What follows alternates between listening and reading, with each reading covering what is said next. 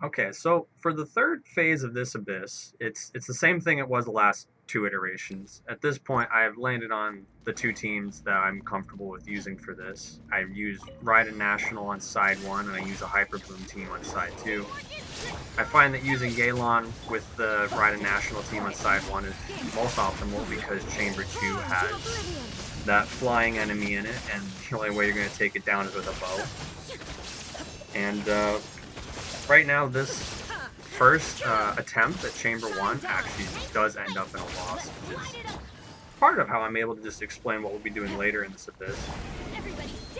But another reason that I end up using, well, a reason I'm okay with Raiden National is the Asimov boss on Chamber 3. When he turns invisible, the National team is still able to kill it quick enough that it doesn't matter. In previous iterations of this abyss, one of the things I was struggling with was that boss into invisibility, because I wanted to have Hyperbloom on side 2, but if you use Nahida with the Asimov boss, it really just takes care of it because it gets rid of its invisibility aspect. So here we have these dumb consecrated beasts. They are wildly tanky, have tons of super armor, and they take forever to kill. There might be better ways to group them up. I'm not personally sure how to do it, on purpose at least, because they have so much super armor that they push each other across the board. And like here you could see my camera kind of got stuck up against the wall, because these big, huge enemies, they just don't give you much to do against them. But because I only killed those basically one at a time, I wasted an enormous amount of time for that. I guess this is me thinking about that for a moment. And, I mean, you see here, we're already at less than 1820 for the entirety of side 2 here, and there's 10 enemies for some ungodly reason. As for what makes my Hyperbloom team particularly nice is dealing with the Consecrated Beast and those new rogue Hilly Trolls. Having Zhongli on the team adds its survivability pretty nicely. And the beauty of Hyperbloom, you really only need the 3 elements that make it. It's nice to have like an additional Hydro character, but having a shield character like Zhongli or Layla does add enough defense that you can deal with the much more tough enemies. As for what makes my particular characters especially strong, the past patch, I was actually rather lucky, and I managed to get a key for Kuki and constellations for Nahida. Because of the whole Dia debacle, I had actually been saving wishes for quite a while, and I didn't even have to spend anything extra on that banner. So this is a rather strong Hyperbloom team. It's, I would say, by no means whale tier, but having C2 Nahida, you know, 1/5 of the time you get to crit on your blooms. There I realize it's just, we're out of time, so here comes the reset. This run actually ends up going the whole way to the end. I guess I'm taking it in for a moment here.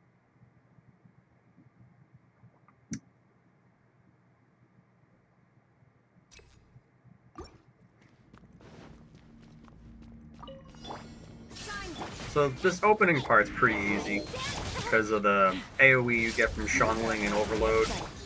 They pretty much all just take damage at the same time. And then Yelan and Raiden just add Electro Charge to everything. It's kind of just the beauty of National Team in a nutshell, honestly. Now these Consecrated Beasts, they are quite a problem. And especially for a team like this, because of Chamber 2 requiring you to have a bow, you can't even use Singcho to reduce their damage. So you kind of just have to try to not get hit as they keep swinging their bodies from wildly all over the place. Luckily, enough of my AoEs hitting both of them here most of the time, as opposed to the first run where I was basically killing them one at a time.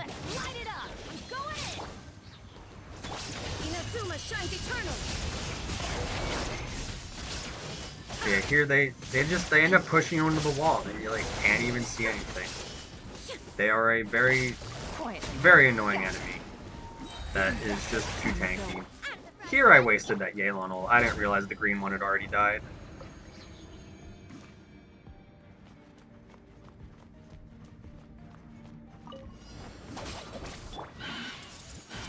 The hard part of side 2 is just that there's so many waves. I mean, you know, killing these shroom guys isn't the hardest, it's just, it's time against you.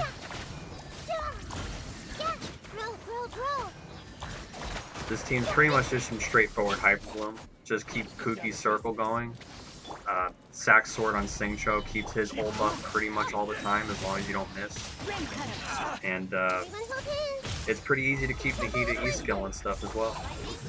It is, I would say, easily the best Hyperbloom team in the game if you're only using 3 characters.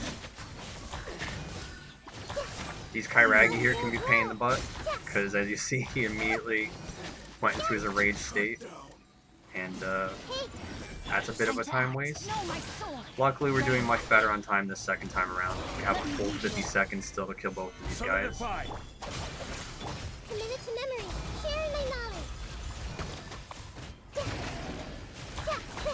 It does somewhat disappoint me that I feel the need to have to run National Hyperbloom in this current Abyss setting. In the previous one, I was happy to be able to use Milk Ganyu, just so I could get some time with Dia and whatnot, but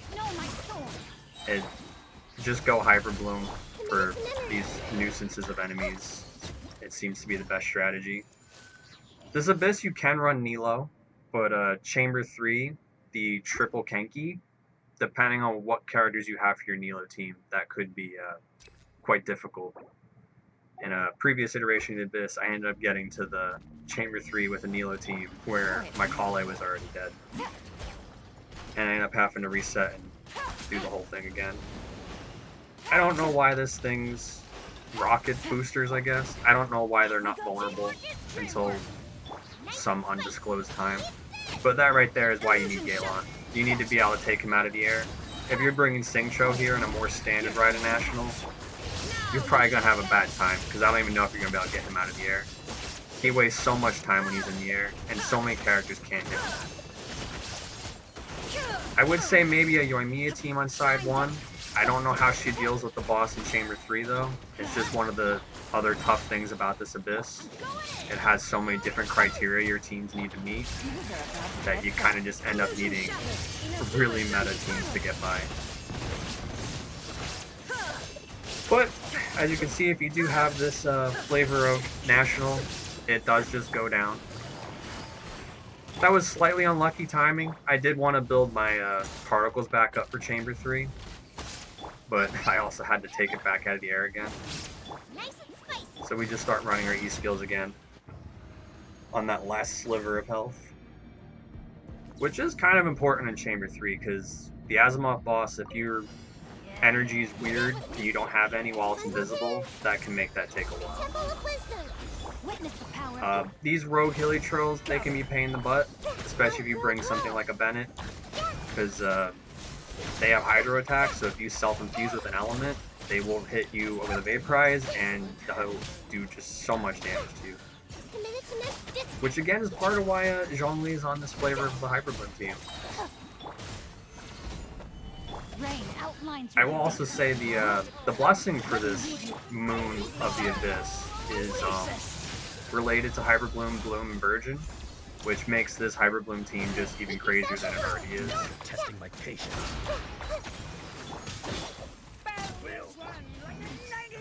There's a slight downside to have to use Singcho instead of Yelan because she's on the other side, because obviously there you saw me get frozen. But it wasn't a big enough deal. I mean, we actually do really well on time, in my opinion, for this second chamber.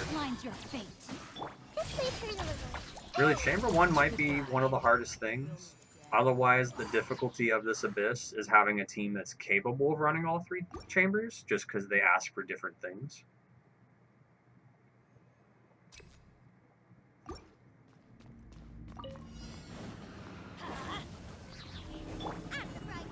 But at the start here, we basically just want to get our ults. I don't know if this is the most optimal way to fight this boss, But basically, I pop the ult as it's about to go invisible, so that way we got back some of the particles. We broke those things on the ground. Raiden hits those green things, makes it visible again. And now, even though we're doing damage here, the real goal is to try and get the ults again for the next time it goes invisible.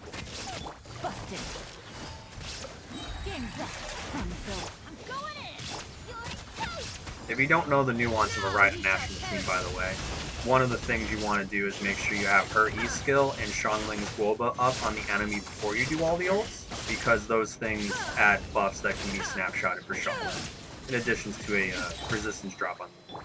Gotcha. There you kind of see why I want to save ults for this moment, because you just have to hit these things and get no particles off of them. It just kind of stalls you out. Whereas if you had Nahida for that moment, you could just skip the invisibility altogether, but she's just so good on second side for this Abyss. It's one of the reasons I'd actually like to have Baiju in my account. I don't know how much he can replace Nahida, but having another good Dendro character that's on the level of Nahida is something I constantly find myself asking for.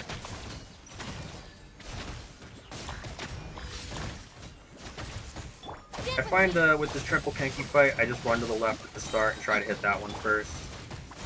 It seems like every Abyss they slightly change the AI for these guys and how they move around.